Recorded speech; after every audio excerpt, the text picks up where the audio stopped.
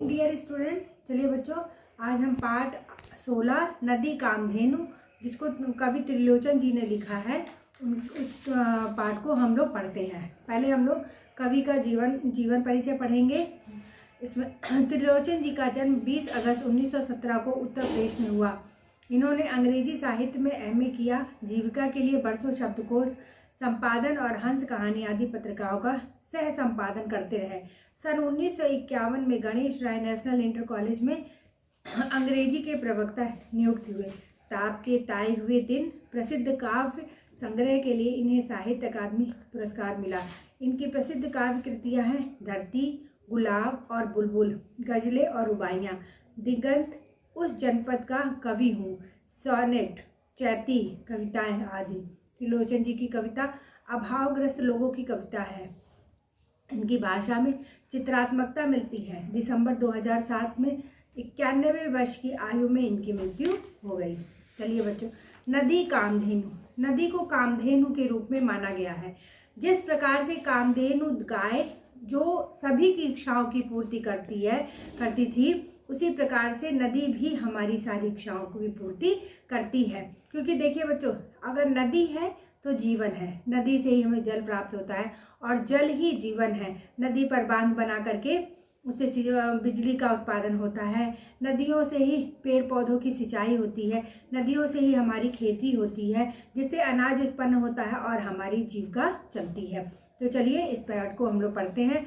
इस कविता में नदी को कामधेनु के रूप में प्रस्तुत किया गया है, जो मानव समाज की अनेक आवश्यकताओं की पूर्ति करती है। प्राकृतिक संसाधनों का प्रयोग मानव कल्याण के लिए अनिवार्य है। इसी के कारण नदी पर बांध बनाकर उसे समाज के हित के लिए प्रयुक्त किया गया है। चलिए, नदी ने कहा मुझे बांधो, मनुष्य ने सुना और तैरकर धारा को पार किया।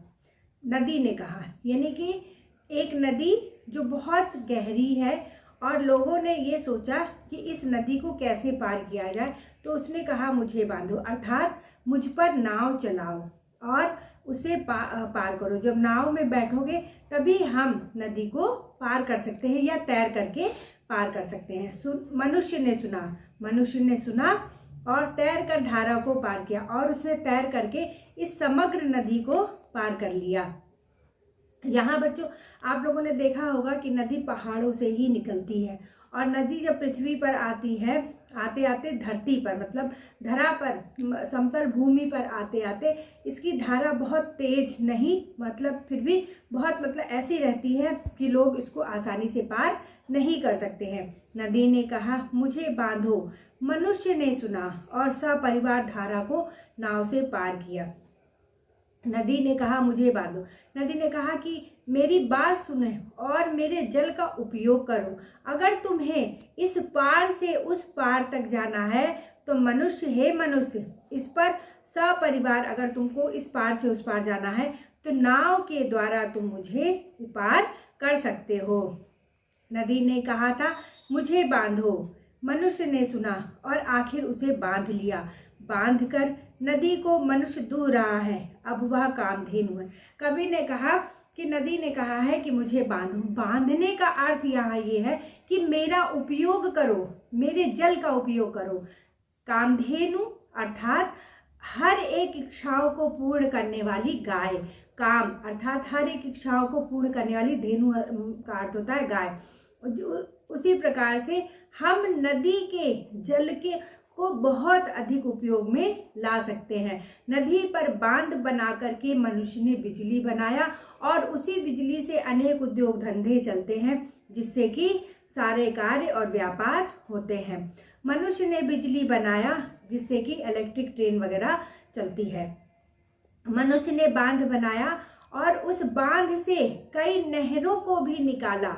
उस नदी के द्वारा कई नहरों को निकाला। ऐसी जगहों से नहरें निकाली गई जहाँ पर रेगिस्तान था, सूखा था, जहाँ पानी की एक बूंद भी नहीं पहुँचती थी। आज नदी के द्वारा ही जो नहरों को निकाल करके अनेक स्थानों पर पानी को भेजा जा रहा है। इसलिए नदी जो है वो समस्त कार्यों को पूर्ण करने वाली है।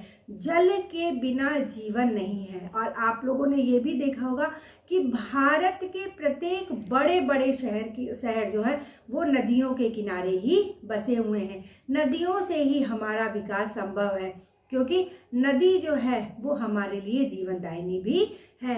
कवि त्रिलोचन ने नदी को आधार बना करके यह कहा है कि जीवन में कभी भी किसी कठिनाइयों से घबराना नहीं चाहिए। जीवन में अपने आशाओं और आकांक्षाओं को पूर्ण करने के लिए कभी भी किसी का दुरुपयोग नहीं करना चाहिए। और नदी जिस प्रकार से बिना स्वार्थ के हमारा कार्य करती जाती है, उसी प्रकार से हमें भी निस्वार्थ भाव से दूसरों की सहायता करनी चाहिए। जिस प्रकार से कहा भी गया है, वृक्ष कबहू नहीं फल बके, नदी न संचय नीर, परमारथ के कारणे साधुन धरा शरीर। कि वृक्ष अपना फल कभी भी नहीं खाता है, नदी अपना जल कभी भी नहीं पीती है। इन दोनों का कार्य जो है वो परमार्थ के लिए होता है। इसलिए नदी जो है वो जो भी हमें जल देती है वो उसका परमार्थ है।